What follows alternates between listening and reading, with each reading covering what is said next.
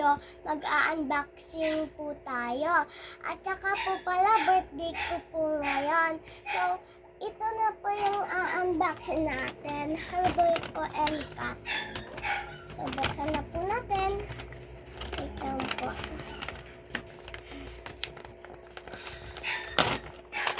Okay, ito po siya. So, binuksan ko na po. So, ito po, may eraser po na tsinelas. Yan. Tapos, may ballpen na orange. Ito pa po.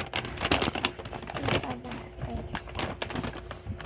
And, may isa pa. Ito po, nakalagay po. Gone. Ito. So, next po ay Hiromi. Guys, isa po, kung di nyo po siya kilala, sasanuyo po siya.